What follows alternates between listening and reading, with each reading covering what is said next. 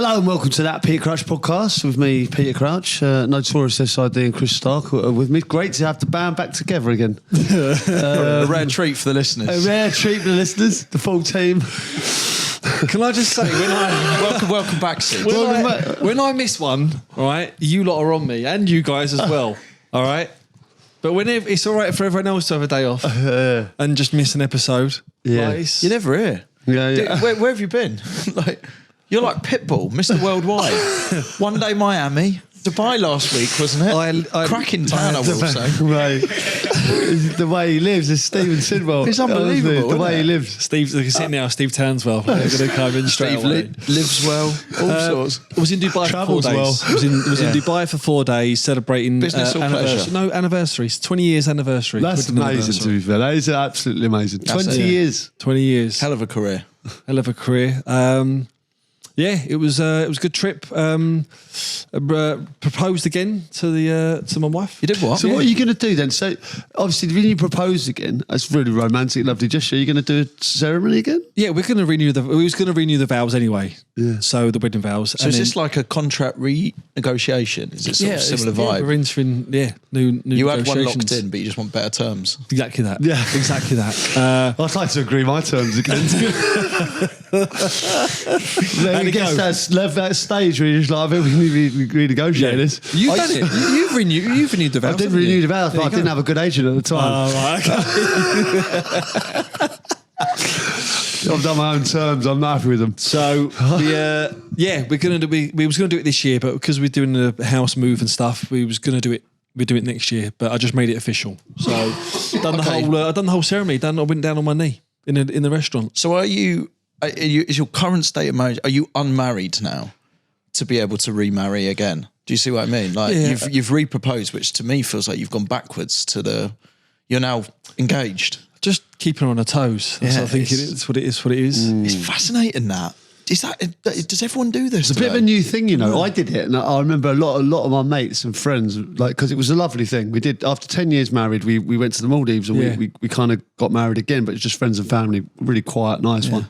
But then loads of my mates were like, "You fucked us." Yeah, I've had exactly the Have same you had response. the same thing? Yeah, mate. I've had voice notes straight away because I've done a little thing on Instagram and people were messaging me saying, "You fucking prick." Yeah, like literally like that, and I was like, "Oh, what have you done?" I've been with my missus for 10 years, and I haven't even got married once, and you're getting married twice in that same time." Yeah, same wife. Yeah, it's yeah. You can't help being an old romantic, though, Sid. You know what I mean? Like, I'm the same.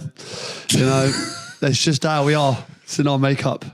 Well, so is she gonna be like in a wedding dress? We're not going to do a whole new ceremony, but no, like it's going to be a ceremony. We just need someone to maybe wed us. Yeah. Mate. Well, I've done it before. I know. I've done it before. Done it before? Yeah, You've been priest? Yeah, friend of mine. Yeah. Been adjacent before. I can't imagine that. Did you do it seriously? Yeah, I actually did, you know. Everyone thought I was going to be messing around, but I thought, you know what? Because I think they did a ceremony before, but then they wanted one at home. And it was, apparently the vicar was it wasn't good. He wasn't great. So I thought, I'm going to do this properly. So I kind of read into it and thought, yeah, I'm going to do this. And it went down well. Did you have a little collar on? No, I didn't do the collar, no. I just had my suit, which I arrived in, but yeah, it was a bit of a surprise, but I think it went well. Priest Crouch. Mate, you might have another go at it. We'll see. Can I come? Yeah. Oh, great. Of course. I just don't know what to imagine with this whole thing. Maybe this is do more we. common than I thought. Neither do we. So it's great though. it's an excuse for a party, isn't Are you going to do it? this every 10 years, do you reckon? No, we don't. 20 years, that's it. Done. Just the two.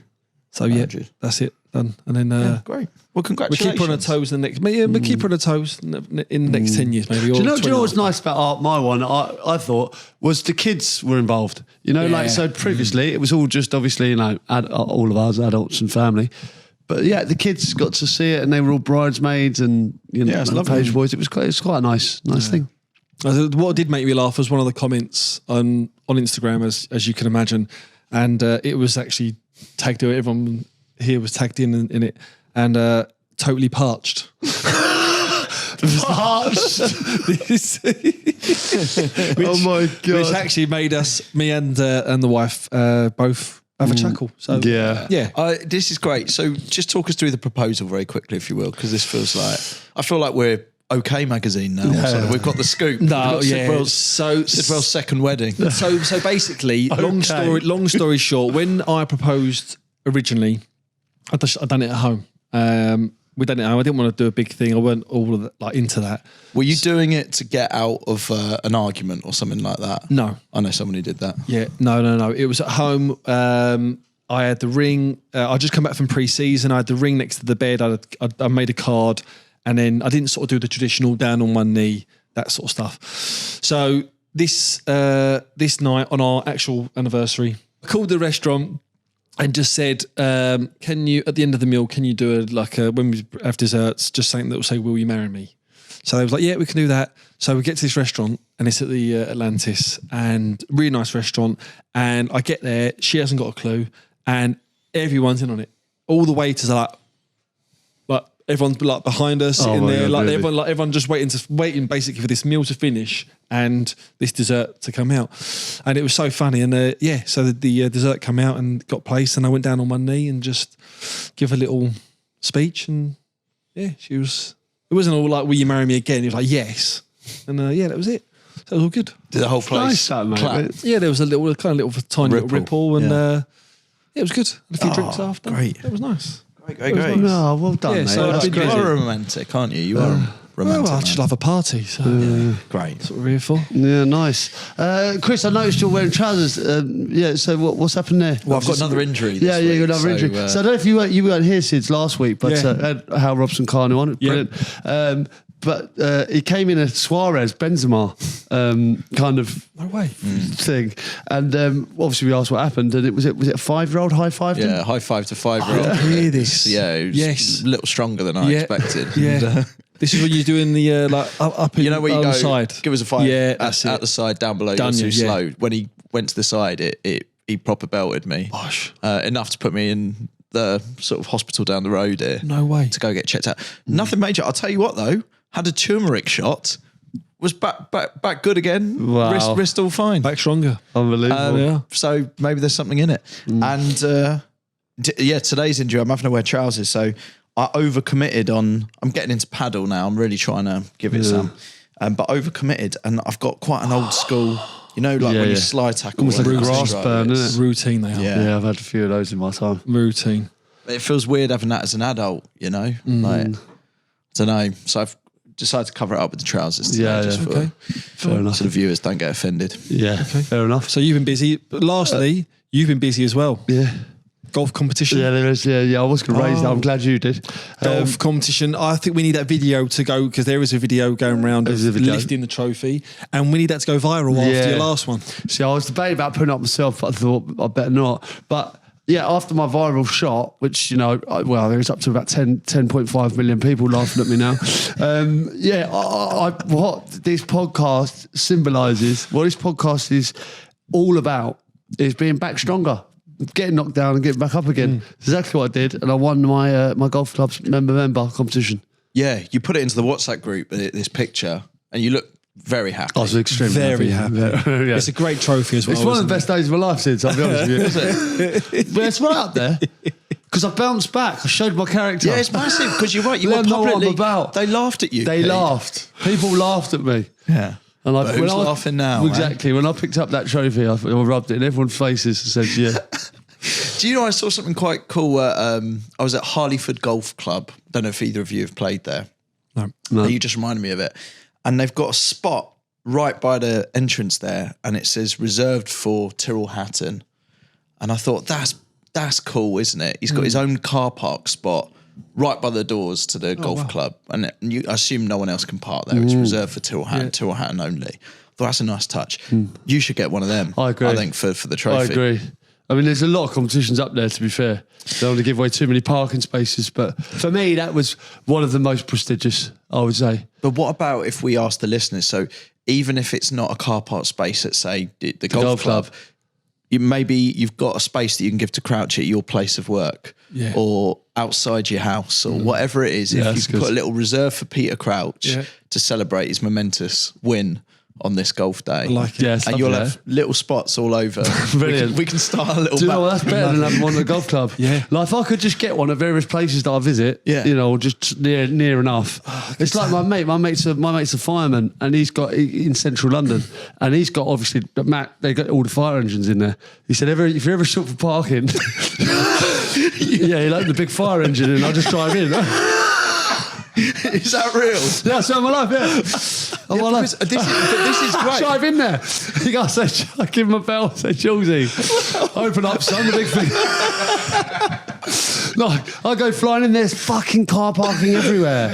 It's everywhere. Because you've got to get all the fire brigade's cars in there, plus all the engines.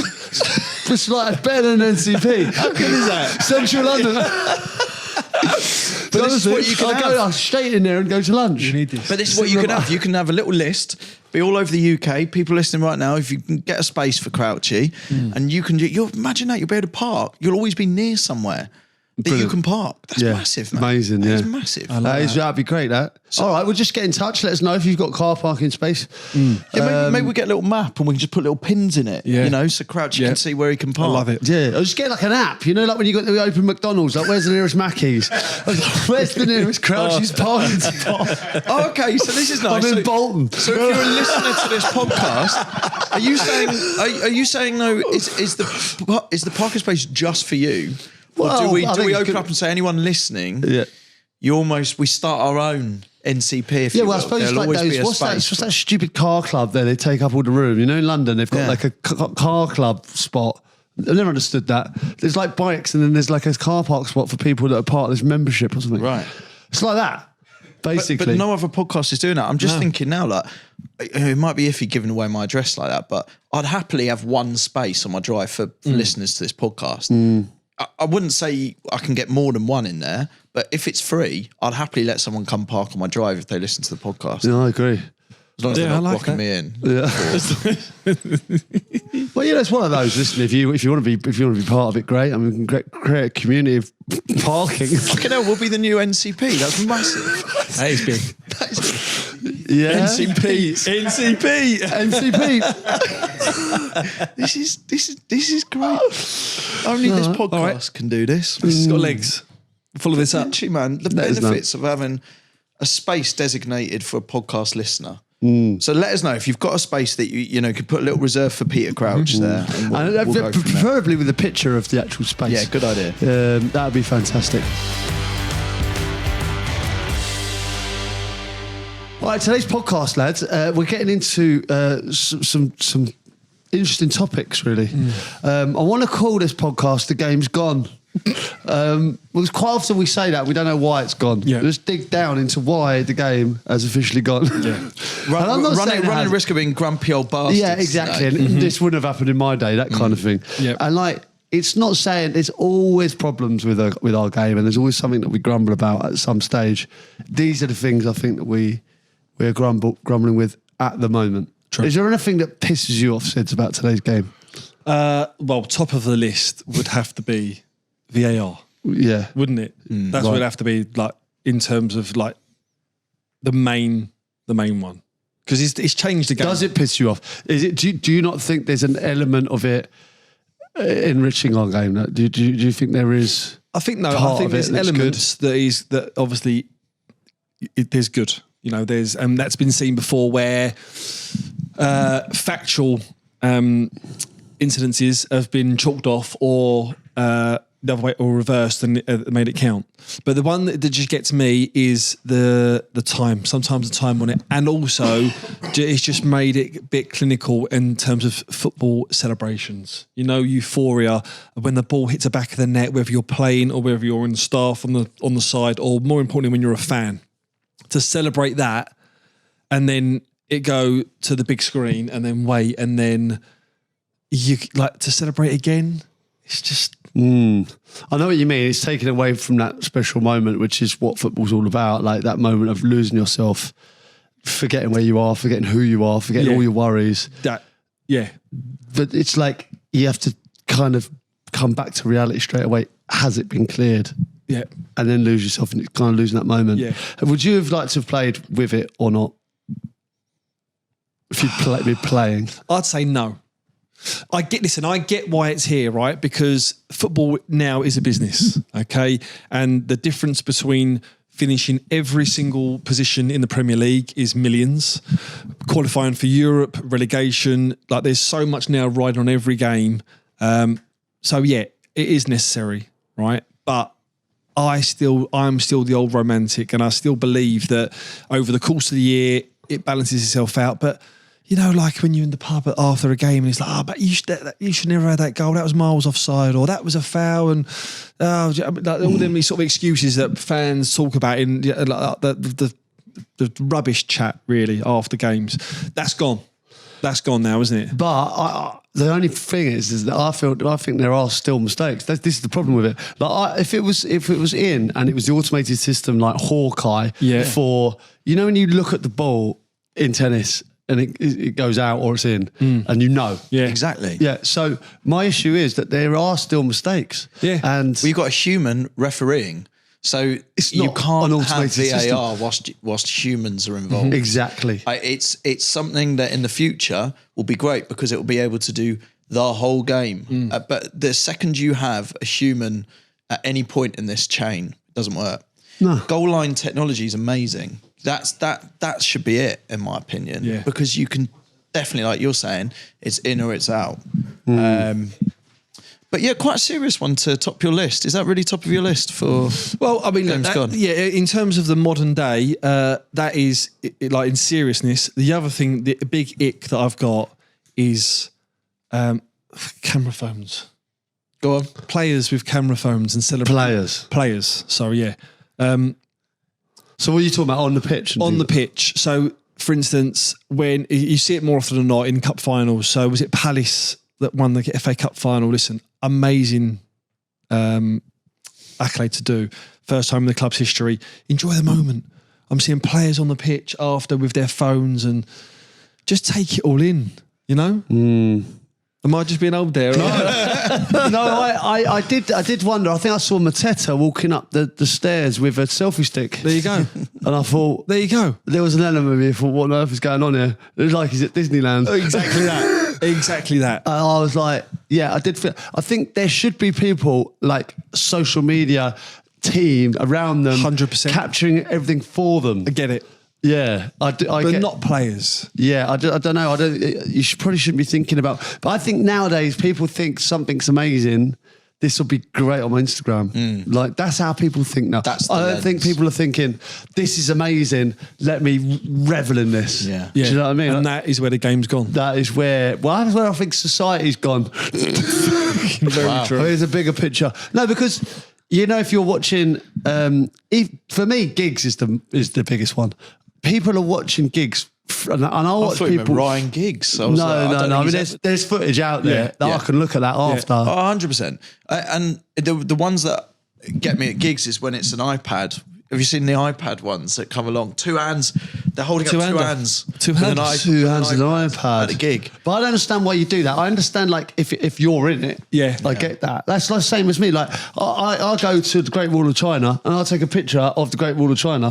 There's better pictures out there than my one. Yeah. Do you know what I mean? Yeah, I can buy it. Yeah. So why have I taken a picture of the Great Wall of China when I can go and get a professional photographer's one? It's true. But if you put me in it, there's me at the Great Wall of China. That makes sense to me. Yes. Do you know what I mean? You are so right. I've seen people with you actually take a picture of me. you. Yeah. So I've said so they could Google that. Yeah. Right. So this is my problem, right? People ask me and they say, I have to stand there and I don't know what face How to uncomfortable pull. is that? And they take a picture of me, right? And I go, this is the weirdest one ever. And I say, what, do you not want to be in it? And they say, no, I just want one of you. Like, I don't look great. I'm like, I swear to you, you can go on the internet and get a better picture of me I've seen it than that one you've just taken. You just literally, I can get you one in 2 seconds and it's better than that one. Oh God! From now on, that's it. That's another thing we're doing on the podcast. This is great. If you do meet Crouchy or Sid, see him on the, don't get a photo with them. Just take one. Ask them to stand there whilst you take a photo of them. It's the most uncomfortable. Hold on. It's horrendous. Can you come before this fucking goes out there in the world, right? Can we just say you do have to ask? You know what I mean? I don't want to be taking people just taking snaps wherever I go. Like if you say to me, I get the gag. If you say to me, "Hi Peter, can I have a photo?" Can I have a photo of you? Just say one of me. This is great. This is going to be like Kiss the Ring. I can feel it. This is bad. Oh, it's when I'm out with the family and all that. And I could just stand there a minute. It's like a passport photo.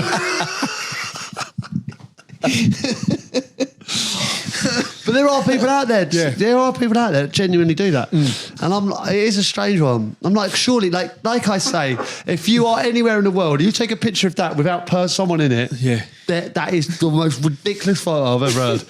Seriously, if like even a waterfall, whatever, you go like, what's a beautiful waterfall? But put you in the waterfall. Then it makes sense. You know where that happens as well, just going off track, is the boxing. How many times do you watch the boxing and they're fighting in the ring, and then the people behind, they've all got their phones out and they're watching. They're literally just doing that on their phones, and that's where I first see the iPad. Someone do it with an iPad. Yeah, in the crowd. It's strange when you see a two-hander like that.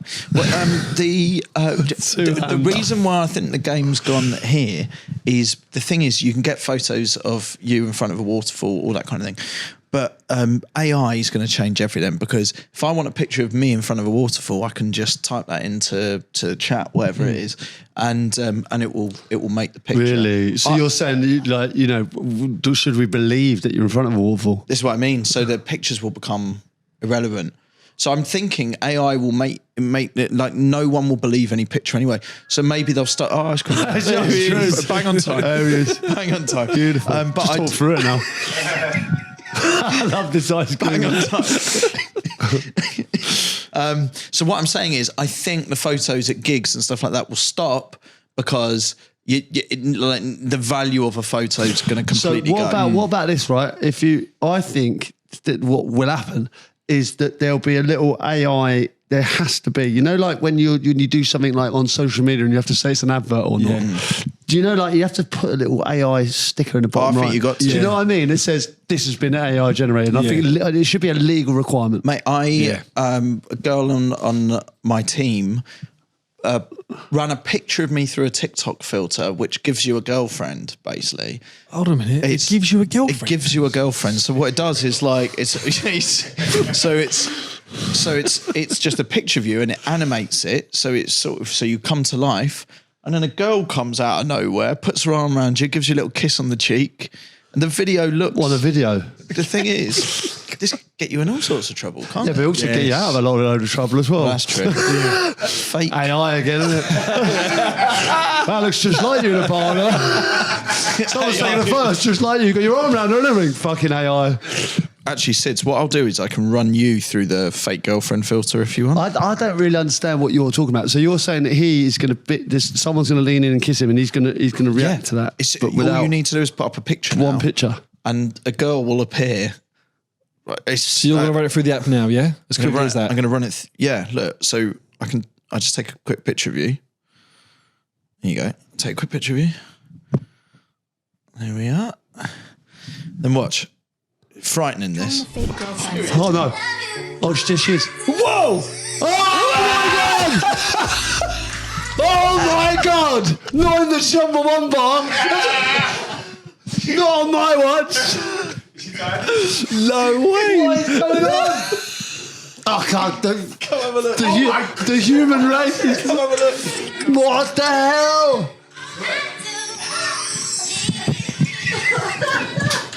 Fuck me! The game has gone. The game. Oh my! Trying the fake girlfriend filter. You move your hand and all that, Sids. Big smile on you. It's incredible. The game's gone. That game is fully gone. Should we do financial fair play? I think you might have to after a divorce. After to the divorce. Financial fair play. FFP. Where do you lie on that? Well, I don't know yet. I mean, I can't get over that picture, that video. I just literally cannot. I'm really struggling to get over that. It's just going to be lodged in my brain. But you are right. This is why you need AI written on the bottom of things now to, this is the world we're living in. You mentioned someone just, I just posted that, just having a great day in the Chumbawumbar. Posted that. Yeah. What kind of reaction would that get? It wouldn't be a good one when I go home, that's for sure. Not home. Wouldn't it? No, Can you imagine? I mean, that's how dangerous that stuff is. Christ almighty. Right, okay. Well, moving on. The financial fair play, genuinely, like I know it's hard to think about anything else now, but I don't know. I don't really like it, if I'm honest. Like, I understand why it came in, because I understand why lots of teams are certainly like Portsmouth, Bury going out of business, Derby. So there's so many teams got in financial trouble through mismanagement of people that have come in and used the club for their own personal gain, and it's still going on to this day, even with FFP involved. But what I don't understand is obviously the big story is obviously Manchester City with the amount of charges and then not getting punished. When you look at Everton, at Nottingham Forest, at the clubs who have been punished, you're like, well, how does that work? How is that fair? Yeah, and proper. They've just got deeper pockets to kick the can down the road, haven't they? That's what they've done, like to a T. They've gone whatever. They've 100 however many cases. Charges, yeah. So we'll have. All right, we'll do a case for every one of those cases. So they've just parked it down the road.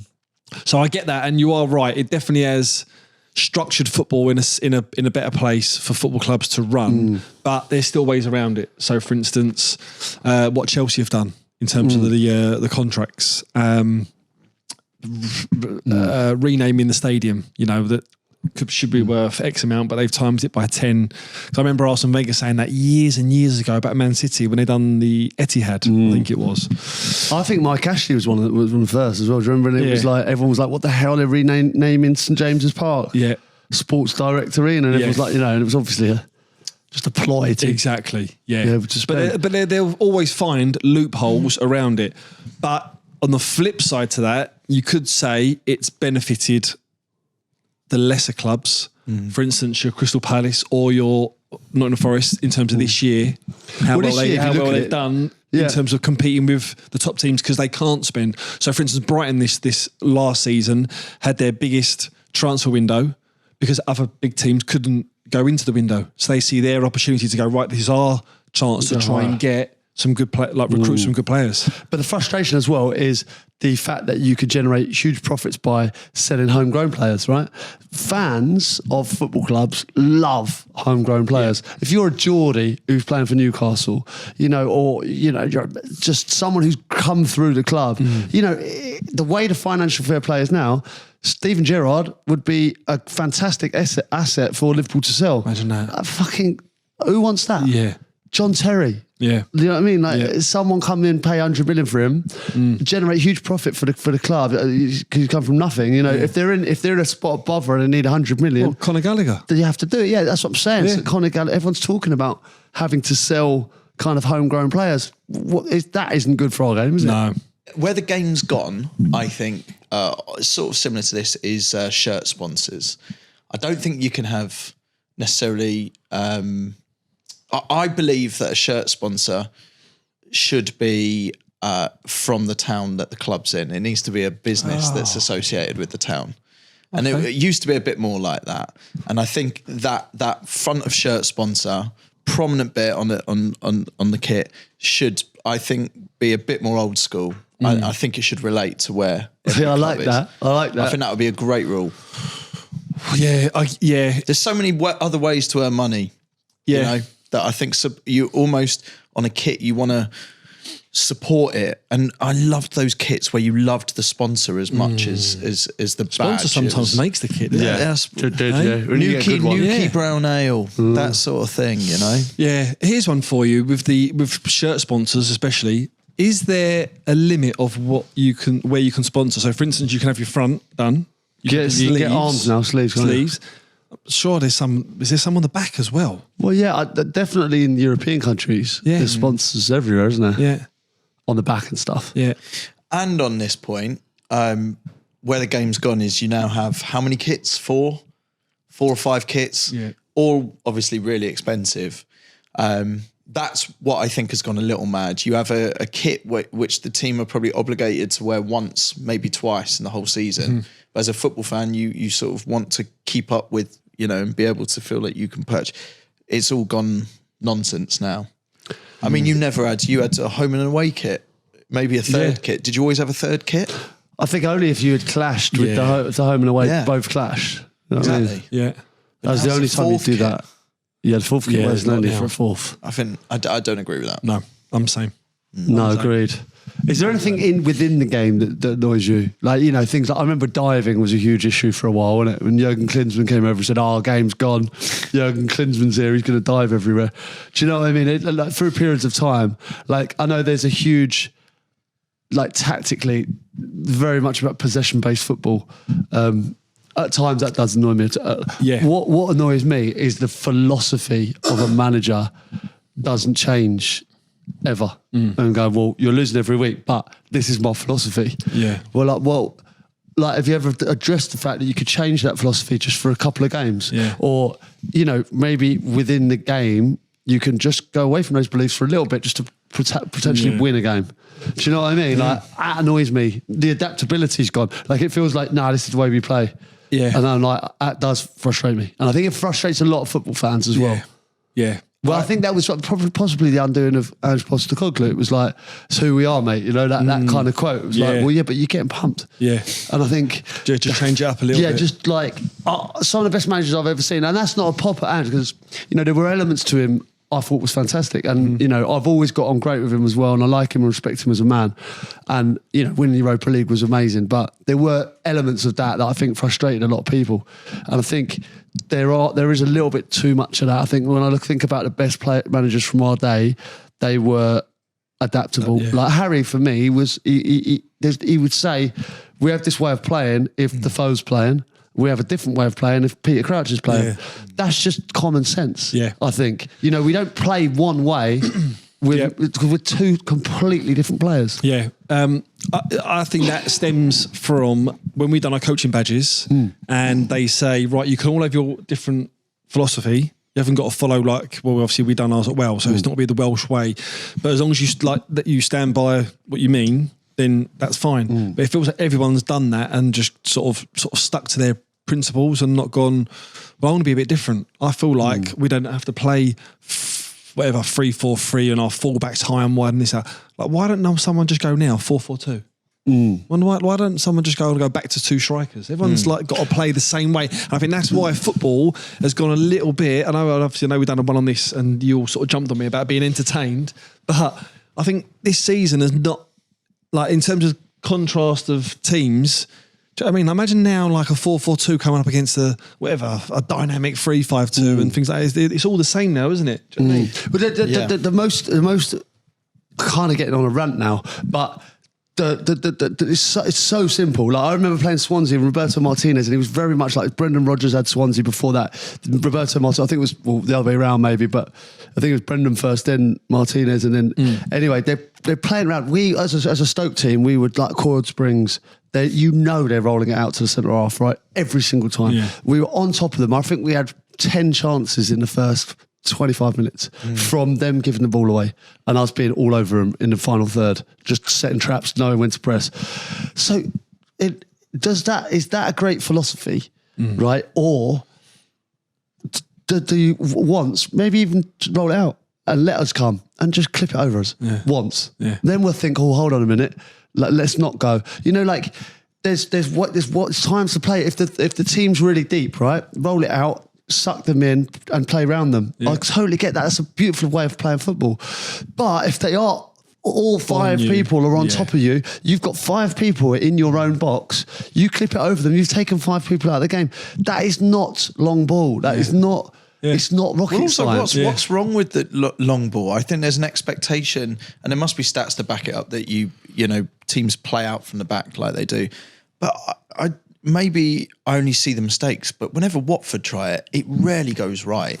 I never understand it. And ultimately, at some point, then the ball gets sent out of desperation rather than choice. Exactly right. And it annoys me when you're playing with players and you go, this is my philosophy, but you've got two centre halves who can't play. Yeah. And you're like, great, that's a great philosophy, but and do it when you've got two centre halves who are comfortable on the football. Yeah. I just can't stand two centre halves who are there to stop it, trying to play, and get themselves in trouble. Well, then too much goes through them anyway. You've got defenders essentially being midfielders. But like what we were seeing with was it Inter Milan, where the two centre halves are going into midfield and the two midfielders are dropping and splitting. Yeah. You think that I get that. Yeah. They're taking the centre halves out of the play and the midfielders are getting on the ball. Yeah. You're two most comfortable people in possession, and if they do give it away, they can still defend. Yeah. But they're better on the ball, and then they just swap once they've played through. Yeah. Yeah, I agree. Yeah, I get it. And you know what sums that up was the cup final, Crystal Palace, their goal. I think with the Dyche commentary. How good was that?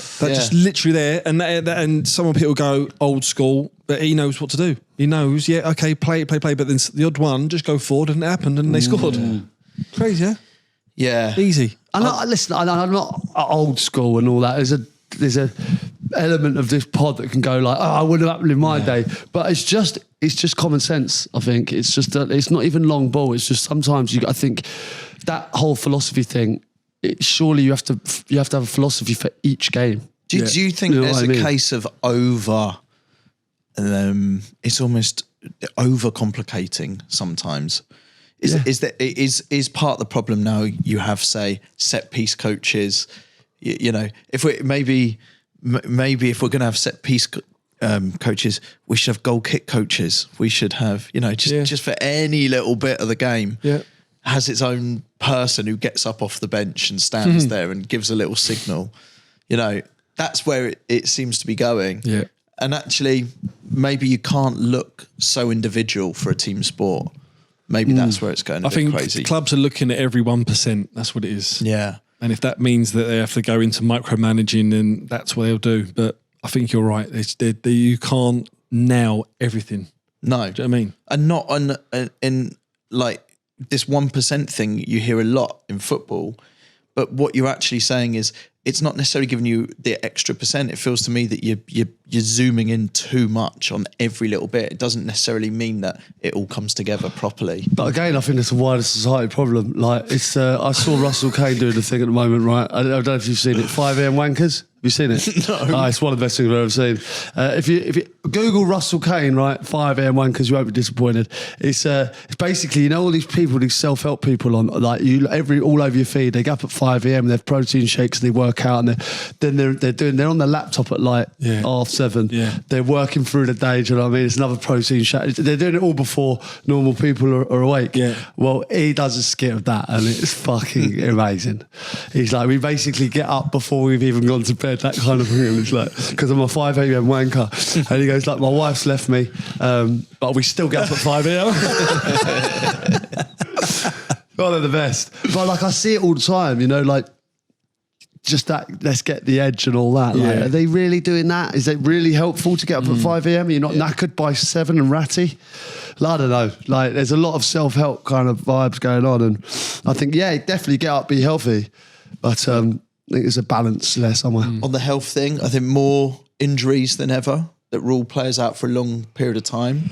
The reason I say that I think the game's gone in this particular thing is it can't be a coincidence since they stopped using magic spray that these injuries have got worse. Yeah. I haven't seen Can't be a coincidence. I haven't seen a tub of deep heat for years. No.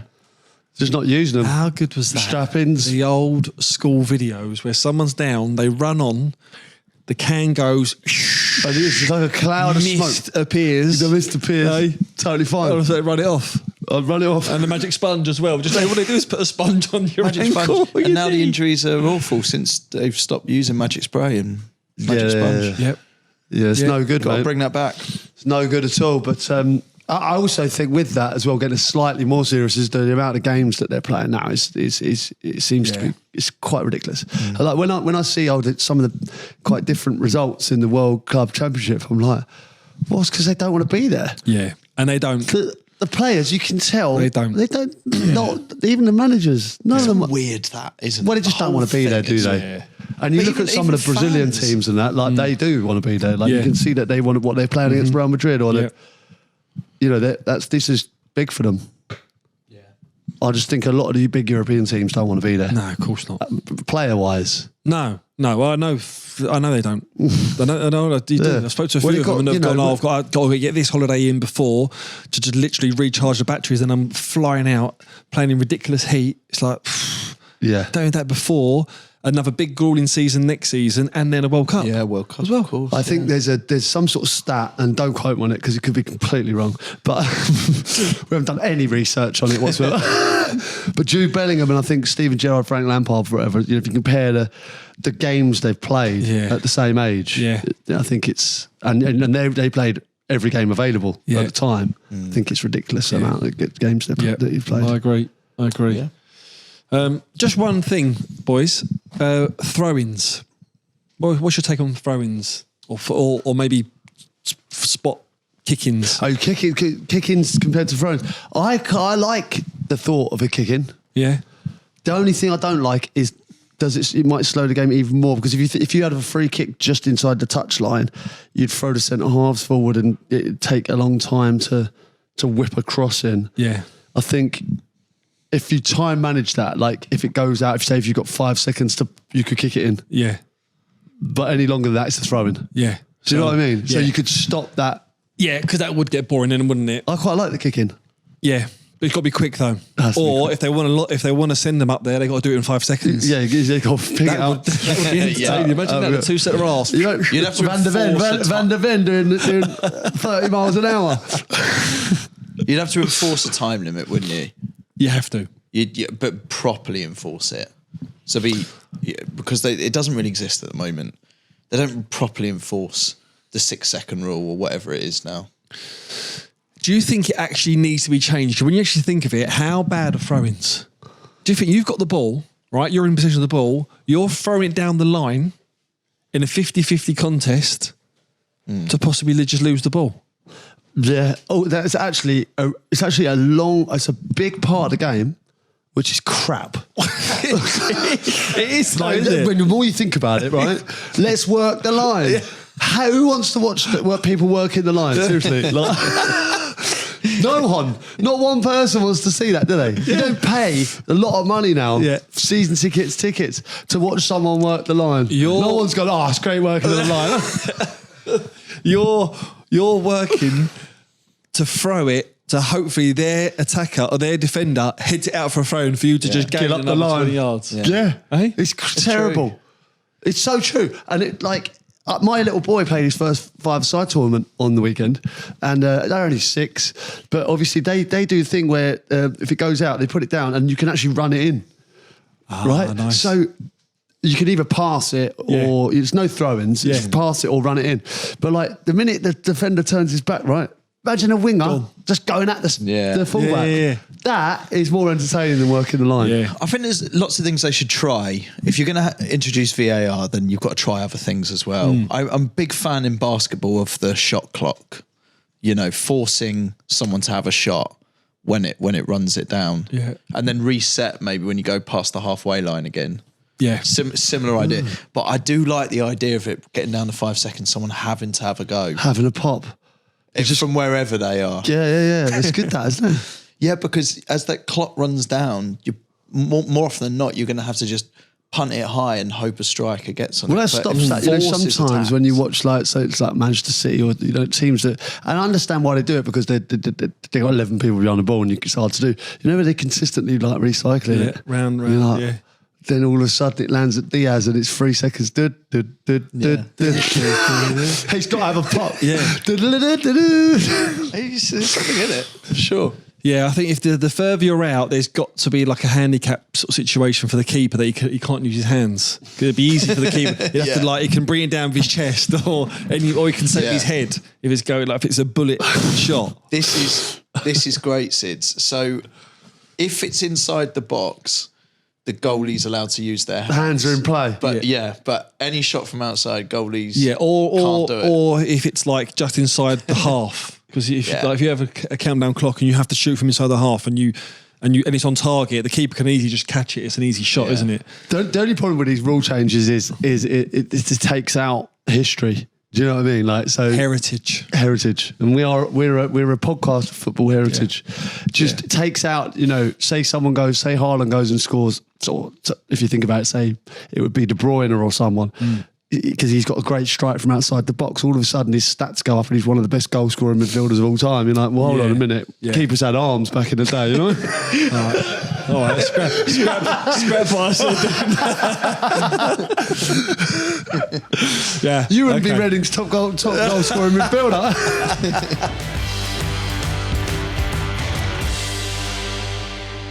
Well, lads, I feel like we've put the football world to rights there. Yeah.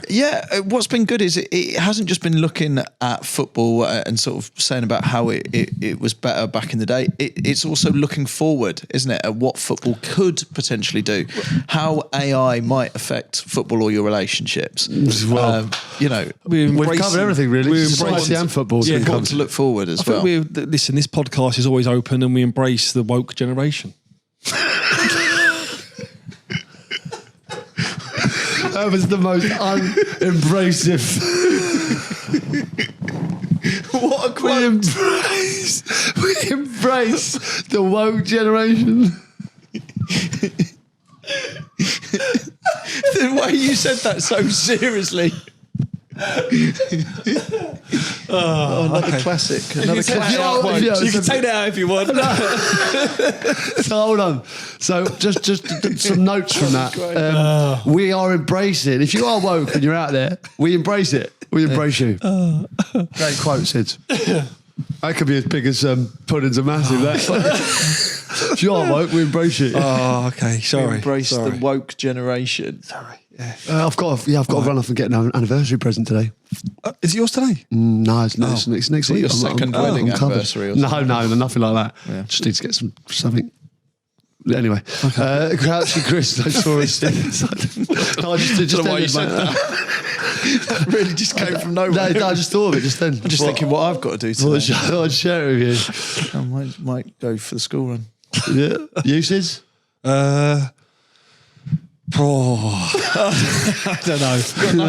I can't compare to them two. No, that's me done. Oh, good. All right. Crouchy, Chris, and Notorious SID. Regards to your families, I'm probably one of your youngest listeners at 13 years old. I have a soft spot for Crouchy, and I found out he went to Drayton Manor School like my dad. Although my dad is quite a bit older. Anyway, he's got a Vanarama for us. Wow. Fantastic. Great. Pepe, Sergio Ramos, and Marcel Desailly, as I'm a Chelsea fan. Yours truly, Eza. That's the Big E, he calls himself. Big E, only 13, the Big E. The Big E. Wow. Great. Vanarama at 13 years old. Well done. Superb. It's great to hear from you. That's nice. Bizarre Vanarama for a 13-year-old. It is. Well, yeah, I suppose most of those weren't born when... he would have been born when... Like, certainly when Desailly was at his pomp. But, good knowledge.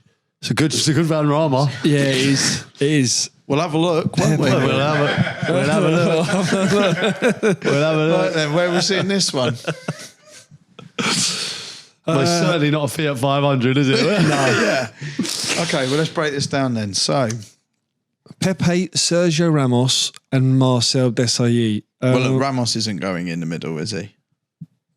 Do you think Ramos... Ramos was Pepe's captain at Real Madrid, was he not? Must be saying he's bossing him, right? Yeah. Although Pepe's a bit of a loose cannon, I think he's bossing him round. Mm-hmm. He's the skipper. Yep. Desailly, that's football heritage. Cool customer, Marcel, wasn't he?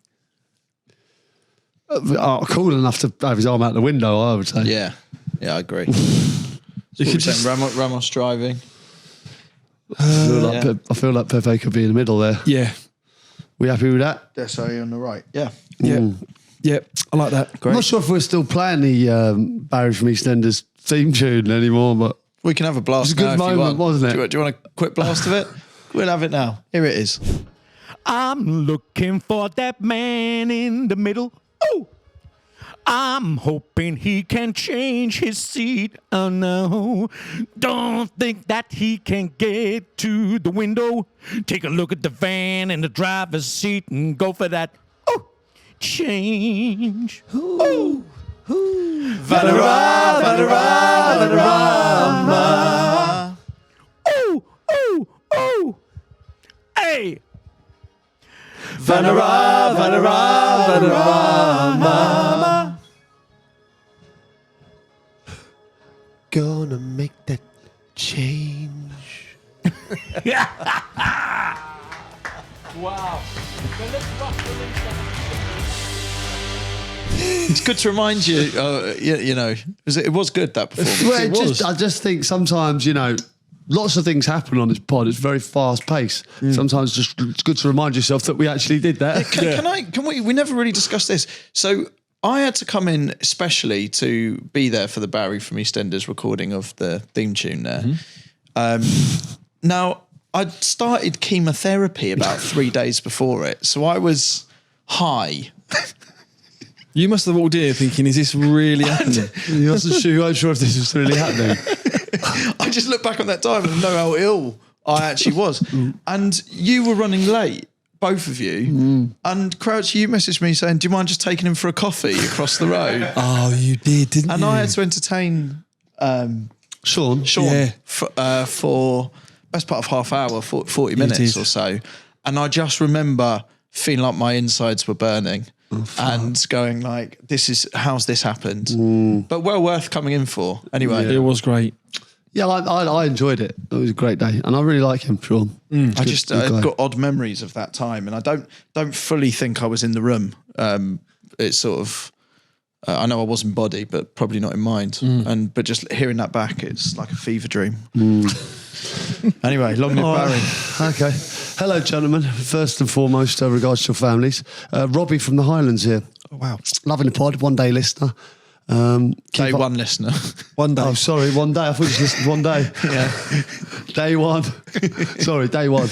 I've just listened to the episode about rivalries, unexpected clashes, so I'm a bit behind, but catching up fairly quick. I've been seeing this girl for a few months and noticed she puts her seatbelt on before she starts the car. This led me laughing absolutely hysterically to the point it annoyed her and asked what I was laughing at, to which I proceeded to tell her the story. This will come as no surprise, as women being women, but she gave me the whole immature lecture. She comes from a wealthy family, to the point her strict anal bastard of a dad is a lord. Makes sense how she drives in the 10 to 2 position. God forbid if I ask her about reverse calculating the toilet. What? And the email, what is this, by the way? 2 questions here. It's been a week since this incident and things are still a bit frosty. Can I Chumbawamba this back? And have any of you or someone you know said or did something stupid in front of royalty unintentionally? Cheers, lads. All the best. Whoa. He doesn't leave his name now. It's Robbie from the Highlands. Robbie, yeah. I'm surprised he's left his name on that one. Well, yeah. So father-in-law, Okay. I know it's only boyfriend, girlfriend thing sin, but he's a lord, right? Fascinating. I wonder how he's done that then. Just getting like the Only Fools and Horses, you know, where he meets the girl and they go to the big house. Is it the chandelier one, isn't it? Yeah, the chandelier one.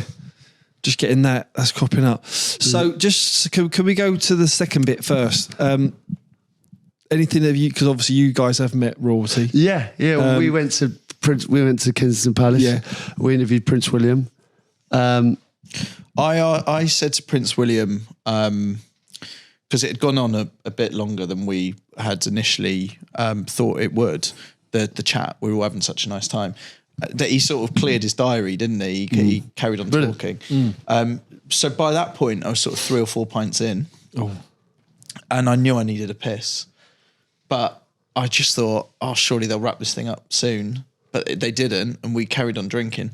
So at one point, I looked up at Prince William and I said, are we going to have another pint? He was like, yeah.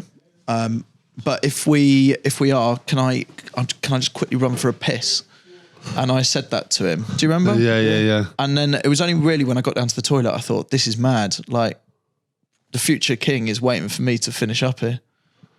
I just thought that was, on reflection, a really odd thing to say. What did he say when you said, can I go for a piss? Did he just sure. Yeah, cool. Yeah. But has anyone ever asked him that, you know? Yeah, I know what you mean. Probably not. It's an odd shout. It's interesting, yeah. I mean, I don't think I just said anything embarrassing. I remember playing the UNICEF game at Old Trafford and had Prince Harry come in the change room before the game. And he said to me, how did you bag Abby? Yeah. He said to me. And what annoyed me about it was I didn't say anything back. I kind of was rabbit caught in headlights. Yeah. But I wish I'd said, you can fucking talk.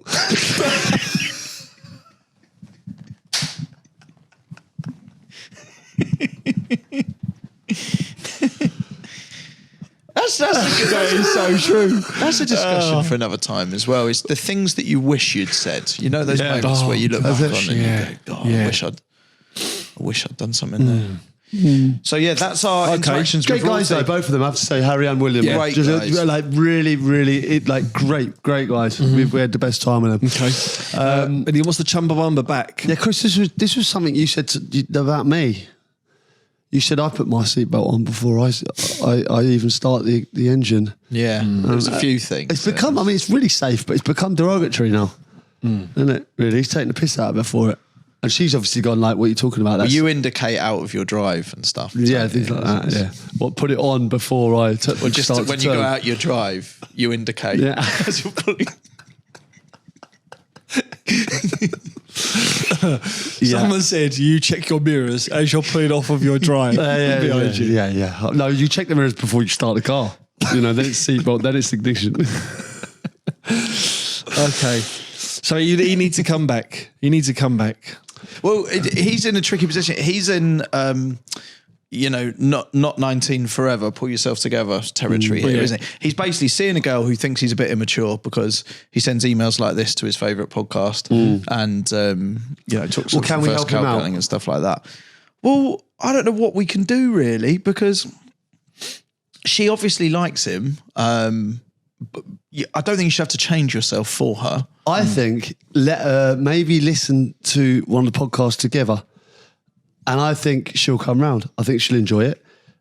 She'll have a laugh and you go, that's what all I was referring to. Yeah. It's a little gag like that, but I can see you laughing there. You know what I mean? Yeah. So let her listen to it and see if she actually laughs along. Now I get it. Got you. I get See, it. there you go. I got it. And then he'll have one of the biggest Chumbawambas of all time. Okay. On the not 19 forever stuff, Tucker's we've 19. not mentioned Tucker's 19 for a bit, have we? I wonder how Tucker's 19 is. And there'll be loads of people starting to get the shirts, won't they, for the new season? Kits getting released. Remember, if you can get Tucker's 19 on the back. Yep, he did. He did send a message to me. Did he? Yeah, just regarding the anniversary. I can't remember what it was, but he did send it. Kind regards from Tucker's 19. Yeah, he did send. Yeah, it Nice. was yeah. Lovely. Yeah, great. Regards to your family. Tucker's 19. Look, good luck with your royal girlfriend. Yeah, let us know how it goes. Yeah. It sounds to me that just from the impression I'm getting from the email is like, he's just very different. He's going out with someone that is just like a totally different lifestyle. Yeah. And that will take some figuring out. Yeah, it certainly does. Okay, good day, Crouchy from Bahrain, Bonfire Bollocks and BBQC+. First of all, regards to your families. God, it's hard to know who's who from some of these nicknames now, isn't it? There's a lot going on. Massive fan of the pod. I've just finished listening to the Duncan Ferguson episode, which was a cracker, wasn't it? Great. Which, by the way, was absolute class. What a bloke. I really think you're onto something with the big Dunk alarm. But I didn't have an idea I wanted to run past you. Instead of a regular alarm sound when an intruder is present, I think the alarm should blurt out, "Getty fuck." On repeat until the authorities arrive. If there was ever a sound that would send you packing, it would be that.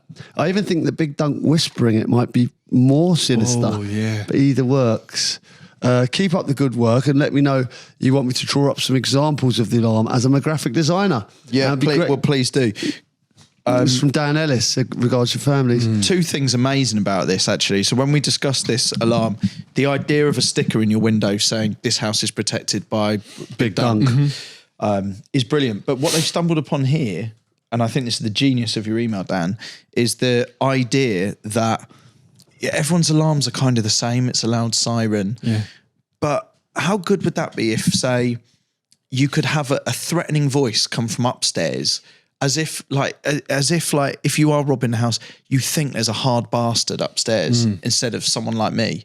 Do you know what I mean? Yeah. So Definitely play with your psyche, wouldn't it? 100%. Like, we're not being logical with alarms. Like, if you had the voice of a hard bastard being pumped as if it's a human upstairs, that's more effective. What does that I sound reckon. like?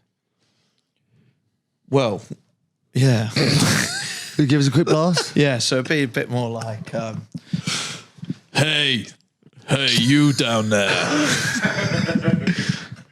I'm gonna fuck you up. I've got to be honest, Chris, I'll be straight in.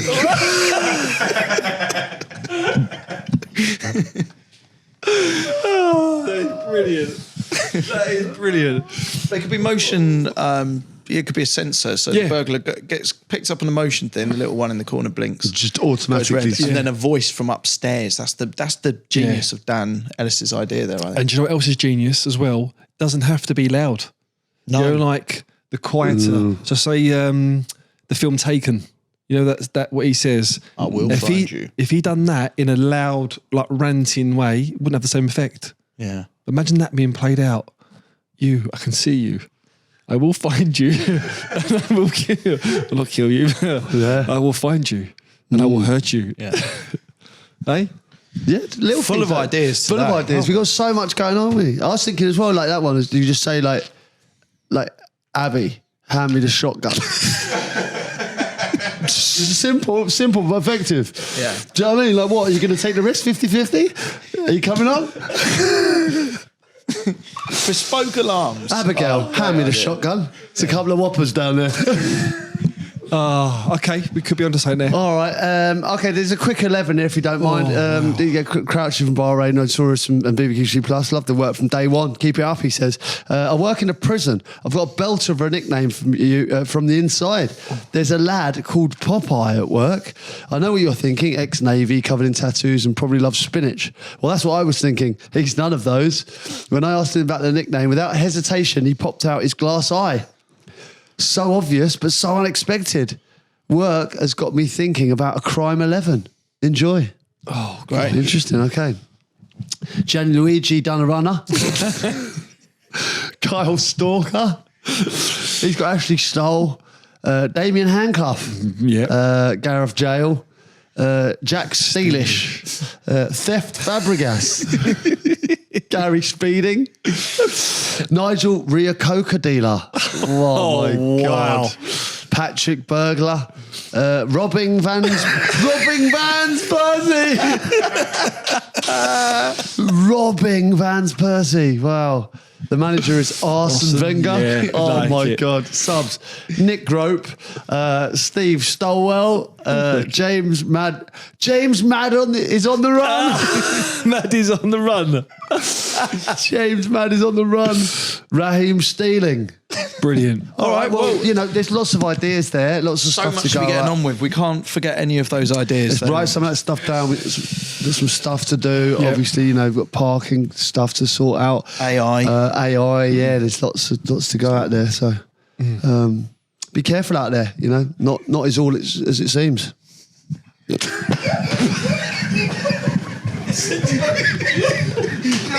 Do you know what that sounded like? The end of Crime Watch.